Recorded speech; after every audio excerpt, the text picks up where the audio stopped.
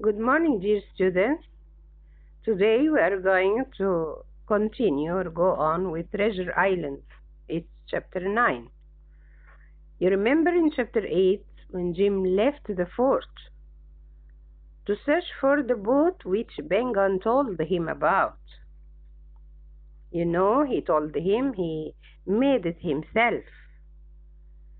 He really could find it near the White Rock, and it was in a tent made of animal skin.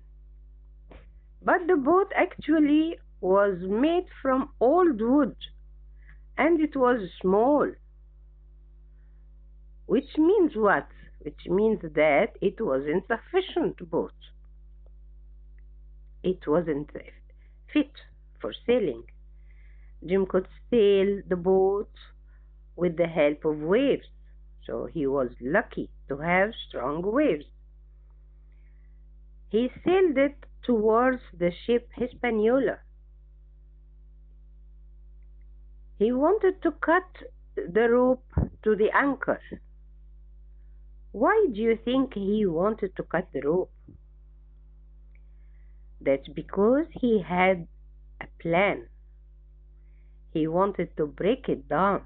He didn't want it to go. Suddenly, the waves became strong and high.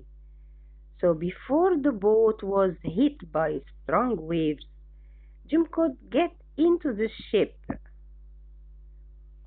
It was not intended by Jim, but he did so because he had nothing else to do except to save his life through getting into the ship. In the ship he found Hans almost dead. You remember when he heard Hans fighting with another pirate? So when he saw him inside the ship, he was almost dead. And the other one, of course, died. Jim gave him some water and said, "Well, I have decided to take the ship, so you must now call me captain. Also, Mr. Hans, we can't have this flag on the ship." So now Jim made himself the captain of the ship, because Hans at that time was helpless. Hans answered, "You will want to go to the island, won't you? Won't you, Captain Hawkins? Let's talk." So Hans wanted to talk or to make a deal with Jim, and Jim found it a good idea. "I don't think you can sail the ship," Hans said. "So if you give me food and drink and help me with my wounds, I'll help you." That was the deal that Hans made with Jim. Of course, Jim will agree. "Okay," I said, "but I'm not going back to where the ship was before. We are going to the north of the island." "The north?" he asked. "Of course, I'll sail the ship wherever you want to go." So I agreed to help him, found him a bandage, and gave him gave him some food and water, and soon he became better. He told me how to sail the ship.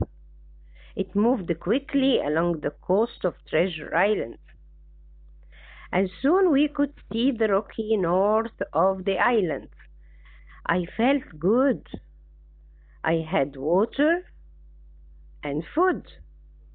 And what else? The ship itself, of course. The old, the only thing that worried me was Hans. He looked at me all the time, and I knew that he was planning something, something against Jim, of course, because he was hiding his bad feeling towards him. But in fact, he hated him because he took the ship. We arrived near the north of the island, and Hans told me how to stop the ship without an anchor. Then we sat down to eat. Do you think they were friends? They ate together in a friendly way? Of course not.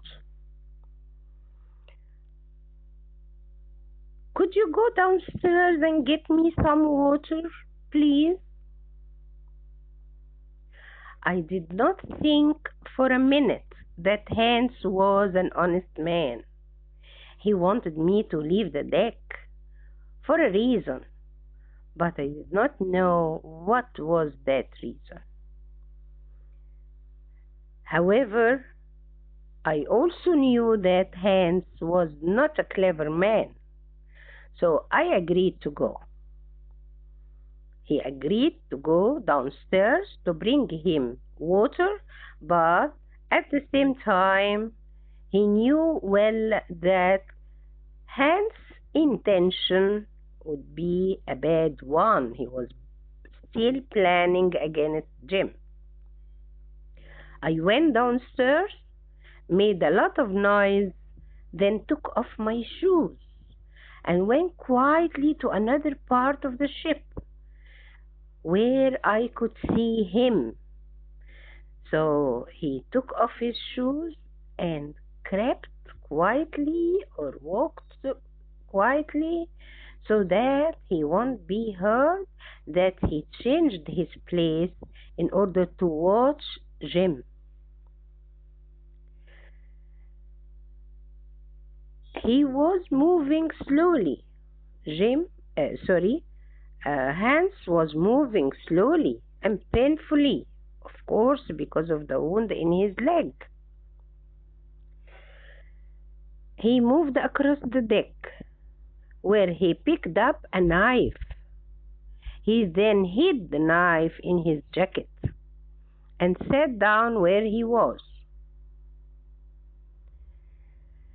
Now I knew that he could move, that he had a weapon, and that he planned to hurt me.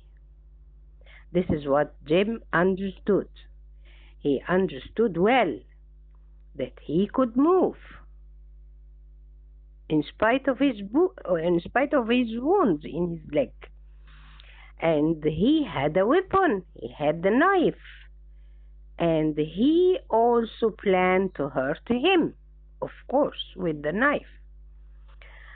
I did not know what he planned to do after that, but I knew he could not hurt me until the ship stopped in a safe place near the island.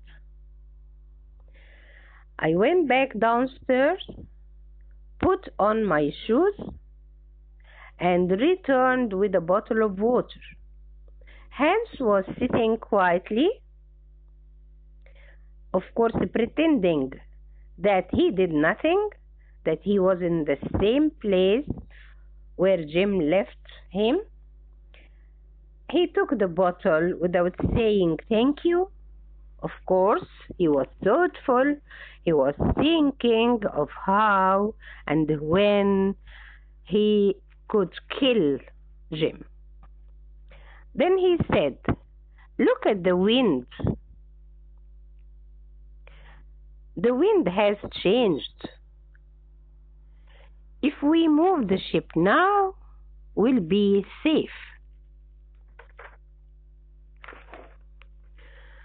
We had only 2 miles to go to the shore. It was difficult to get to the correct place on the coast, but Hans told me what to do. This part of the island was full of trees, and we could see the wreck of an old ship lying on the flat beach. "We can stop there on the beach," said Hans. I steered the ship slowly onto the beach, where I stopped with a low noise. I was so excited to arrive back at the island that I forgot to watch Hans. Jim forgot that Hans was intending to kill him with the knife.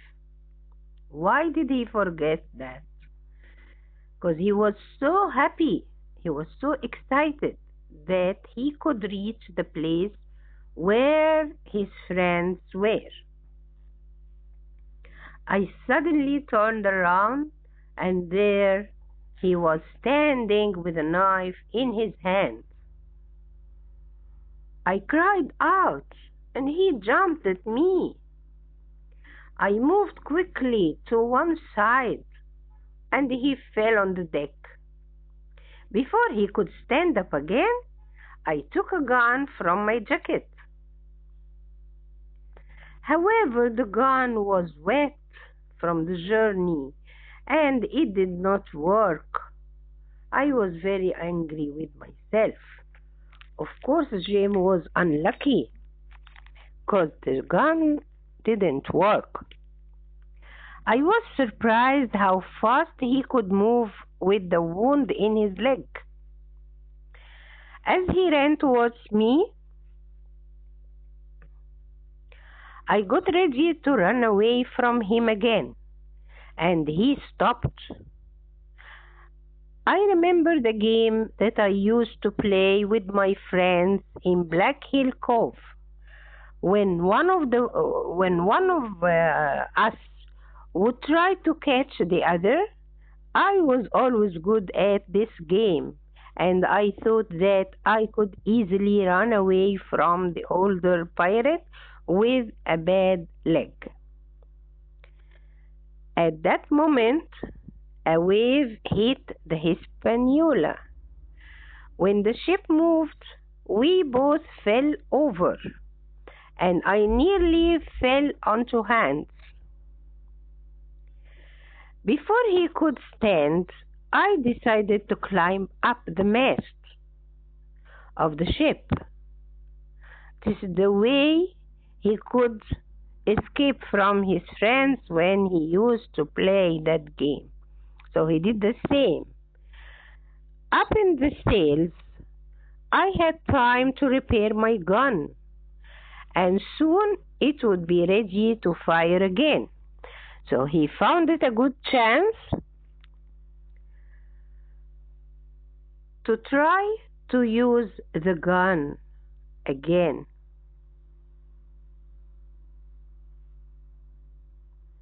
Hans looked up at me and saw my plan. Of course, he saw that he was holding the gun. He too started to climb the stairs, but he could only climb the sails, not stairs. But he could only climb slowly because of his bad leg, of course, because of the wound that was painful. Before he was near me, I had the gun ready. "If you come any closer, Mr. Hans, you will be dead." He stopped and could see he was thinking about what he could do. And he said, "You are clever, Jim Hawkins. You have won." I started to laugh, thinking I was clever, when suddenly he threw something at me, his knife.